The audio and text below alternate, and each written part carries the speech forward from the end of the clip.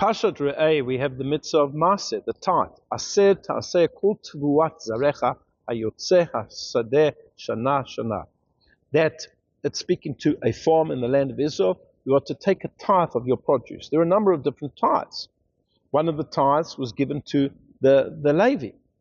One tithe was taken and it was consumed in Jerusalem. And then twice in a 7-year cycle, one of the tithes was given to the poor. The Torah uses an expression here, aser to aser, which is translated in English usually as you shall surely tithe. It's like a repetition. Tithe, you shall tithe.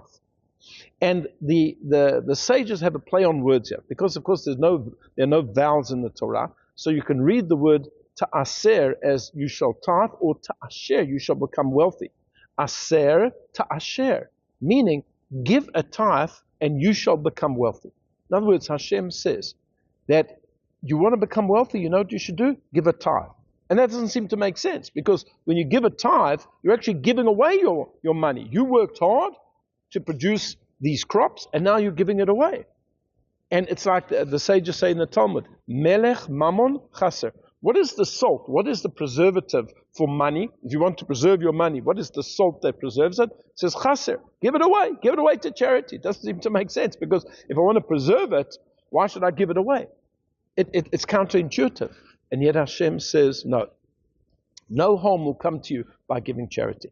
If you give charity properly, the right amount, to the right people, in the right fashion, I promise that no harm will come to you. On the contrary, only blessing will come to you. And I've seen this time and time again in my own personal experience, where you have philanthropists who give and give and give. And God continues to bless them so that they can continue to give. Only goodness comes out of giving charity. It's very hard. The Torah has to warn us again in this parasha. Lo tikpotzet yadcha. Don't close your fist. Lo ta'ametzet levavcha. Don't make your hard heart. We don't want to give away our hard-earned money, but we must. Now today, most of us living in the diaspora, we can't give the tithe of the crops. And even those living in Israel, it's very complicated today without the temple. But we can give what's called Maaseh Ksafid, a tenth of our earnings.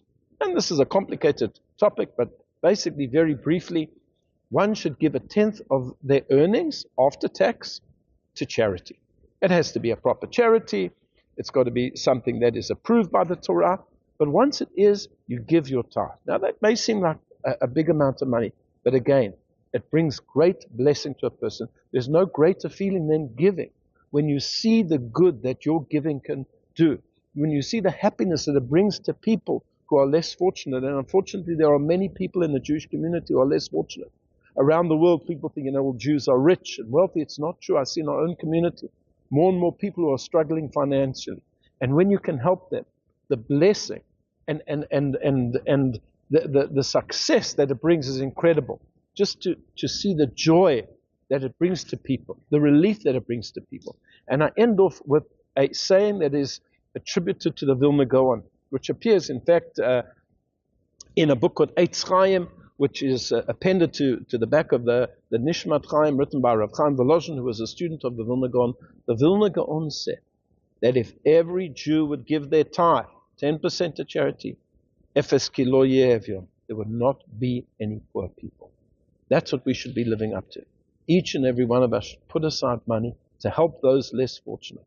Aser bisvil shetzit asher. Give your tenth, and Hashem will make you rich, and He will bless you.